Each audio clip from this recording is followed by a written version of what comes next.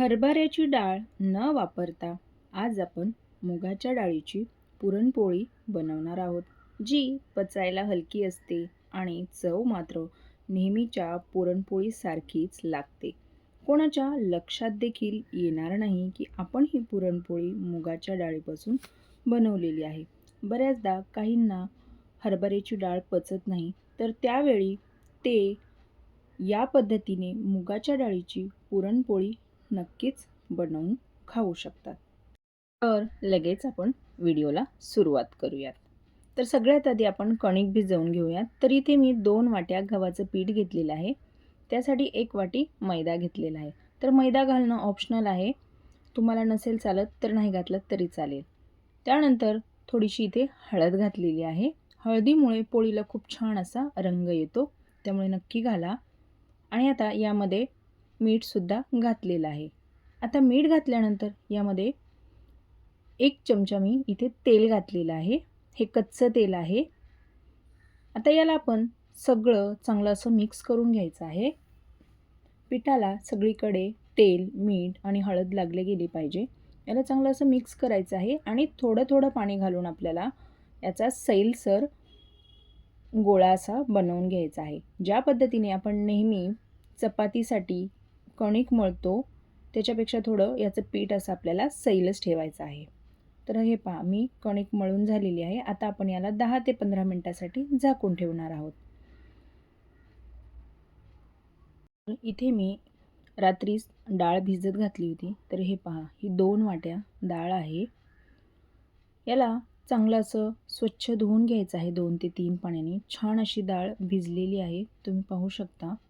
एक 2 ते 3 पाण्याने या डाळीला आपण धुवून घेणार आहोत आणि त्यानंतर याला शिजायला घालायचे आहे. तर आता याला आपण साईडला ठेवूया. मी इकडे पाणी गरम करायला ठेवलेलं आहे. तर पाणी गरम करताना चांगलं असं कडकडीत आणि उकळलेलं पाणी असायला हवं. त्यामध्ये थोडंसं आपल्याला तेल घालायचं आहे आणि यातच आपल्याला थोडीशी हळद देखील घालायचं आहे. यामुळे काय होतं, पुरणाला हळदीमुळे खूप छान असा रंग येतो. त्यामुळे हळद नक्की घाला. नाही घातली तरी चालेल, ऑप्शनल आहे. पण आपण हळद घातली तर पुरणाला खूप छान असा रंग येतो, त्यामुळे नक्की घाला. आता डाळ घातल्यानंतर आपल्याला याला चांगलं असं मिक्स करून घ्यायचं आहे. हे पहा, छान अशी उकळी देखील आलेली आहे. आता आपल्याला हे कमी गॅसवरती ही डाळ अशी सगळी शिजवून घ्यायची आहे आणि वरी जो फेस आलेला असतो थोडासा, तो आपण काढून घेणार आहोत. तर ही डाळ खूप लवकर शिजल्या जाते, कारण आपण याला आधीच भिजत घातली होती. हरभऱ्याच्या डाळीपेक्षा या डाळीला शिजायला जास्त असा वेळ लागत नाही, लवकर ही शिजून तयार होते. तर हे पहा, मस्त आपली डाळ शिजलेली आहे, तुम्हाला दाखवते मी. आता आपण याला गाळून घेऊयात. तर एक इथे मी चाळणी ठेवलेली आहे. चाळणीमध्ये ही सगळी डाळ आपल्याला काढून घ्यायची आहे, जेणेकरून याच्यातलं पाणी सगळं खाली निघून येईल. थंड करून घ्यायची आहे आणि त्यानंतर आपल्याला याला मिक्सरला बारीक अशी फिरवून घ्यायची आहे. तुम्हाला जर हवं असेल तर तुम्ही याला पुरणाची चाळणी असेल तुमच्याकडे, तुम्ही तीसुद्धा वापरू शकतात. तर हे पहा, अशा पद्धतीने मी इथे बारीक असं याला करून घेतलेलं आहे. आता इथे मी कढई गरम करायला ठेवलेली आहे, कारण आपल्याला पुरणाला चटका देऊन घ्यायचा आहे. त्यामुळे कढई छान अशी गरम झाली की त्यामध्ये 2 चमचे आपल्याला तूप घालायचं आहे, जेणेकरून आपलं जे पुरण आहे ते तळाला खाली चिटकणार नाही. त्यामुळे आता यामध्ये सगळं वाटलेली डाळ आपल्याला ॲड करायची आहे आणि कमी गॅसवरती छान याला असं चांगलं मिक्स करून घ्यायचं आहे. आता यामध्येच लगेच आपण गूळसुद्धा घातलेला आहे. तर मी इथे 2 वाट्या डाळ घेतली होती. तर त्या डाळीसाठी मी इथे 1च वाटी गूळ ॲड केलेला आहे.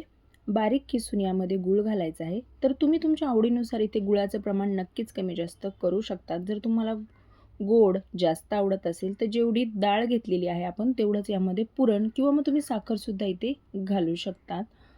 तर हे पहा, अशा पद्धतीने याला चांगलं असं मिक्स करून घ्यायचं आहे. जोपर्यंत हे मिश्रण चांगलं असं घट्ट होत नाही तोपर्यंत याला कमी गॅसवरती छान असं हलवत राहायचं आहे. तर जेव्हा हे पुरण पॅन सोडायला लागतं त्यानंतर असं समजायचं की आपलं पुरण हे तयार झालेलं आहे. आता त्यानंतर इथे मी वेलची पूडसुद्धा घातलेली आहे. आता याला चांगलं आपण मिक्स करून घेणार आहोत. आणि दुसरी ट्रिक अशी आहे की पुरण आपलं म्हणजे तयार झाले आहे की नाही कसं ओळखणार, त्यामध्ये एखादा चमचा किंवा सुरी अशी उभी करून पाहायची. जर उभी राहिली तर समजायचं की आपलं पुरण ॲक्युरेट झालेलं आहे, अगदी बरोबर झालेलं आहे. हे पहा. आणि पुरण थंड झाल्यानंतरसुद्धा मी तुम्हाला दाखवते आहे. अशा पद्धतीने घट्ट असं मस्त माऊसूद आपलं पुरण बनून तयार आहे. आपली कणिकसुद्धा छान अशी भिजलेली आहे. तुम्ही पाहू शकता. हे पहा. एक 15 ते 20 मिनटंच झालेले आहेत आणि कणिकसुद्धा आपली खूप छान अशी भिजून तयार आहे. तर चला आपण लगेच आता याच्या पोळ्या बनवून घेऊयात. आता याला आपण साईडला ठेवूयात. मस्त आपली कणिक भिजलेली आहे. छान असे याला छोटे छोटे आपल्याला सुरुवातीला गोळे बनवून घ्यायचे आहेत. तुम्हाला किती मोठी पुरणपोळी हवी आहे त्यानुसार हे पहा. अशा पद्धतीने आपल्याला हे बनवून घ्यायचे आहे. जेवढी कणिक घेतलेली आहे त्याच्या दुप्पट आपल्याला पुरण घ्यायचं आहे किंवा मग दीडपट घेतलं तरीसुद्धा चालेल. हे पहा. अशा पद्धतीने आपल्याला पुरण आत घालायचं आहे आणि कणिक वरती घेत घेत असं फिरवत फिरवत आपल्याला हा गोळा बनवून घ्यायचा आहे. अगदी ज्या पद्धतीने आपण मोदक भरतो ना किंवा मोदक बनवतो, अगदी त्याच पद्धतीने या कणकीमध्ये आपल्याला पुरण भरून घ्यायचं आहे. आणि सुरुवातीलाच याला थोडंसं प्रेस करून घ्या, जेणेकरून पुरण हे आतपर्यंत कडेपर्यंत पसरलं जातं. आणि त्यानंतर थोडं थोडं पीठ लावून याला हलक्या हाताने आपल्याला छान अशी पोळी लाटून घ्यायची आहे. सगळीकडे सारखी लाटा. काही वेळेला आपण मध्येच जास्त लाटतो आणि मग काठं काय होतात, जाड होतात. त्यामुळे सगळीकडे हलक्या हाताने याला लाटायचं आहे, जेणेकरून पुरण हे कडेपर्यंत पसरेल. तर आता इथे मी तवा गरम करायला ठेवलेला आहे. त्यावरती आपण पोळी घातलेली आहे. तर कमी गॅसवरतीच आपल्याला पोळी छान अशी ही भाजून घ्यायची आहे. लो टू मीडियम गॅसची फ्लेम ठेवायची आहे. जास्त जर तुम्ही फ्लेम ठेवली तर पोळी लवकर वरून लाल होते. चपातीपेक्षा पोळी ही पुरणाची पोळी लवकर भाजल्या जाते. तर आता याला आपण वरून तेल किंवा तूप तुम्ही काहीही लावू शकता. तर इथे मी तेल लावत आहे. सगळीकडे कडेने छान असं तेल आपल्याला लावून घ्यायचं आहे. तर हे पहा. मस्त आपली मुगाच्या डाळीची पुरणपोळी टम्म अशी फुगलेली आहे. मस्त गुबगुबीत आणि छान ही पोळी बनून तयार होते. हे पहा. आणि हळदीमुळे रंगसुद्धा किती सुरेख आलेला आहे. तुम्ही पाहू शकता. या पोळ्यांना पाहून कोणीसुद्धा म्हणणार नाही की तुम्ही ही मुगाच्या डाळीपासून पुरणपोळी बनवलेली आहे. तर मंडळी, तुम्हीसुद्धा या होळीला या पद्धतीने पुरणाची पोळी नक्कीच ट्राय करा आणि मला कमेंटमध्ये नक्कीच कळवा. हे पहा.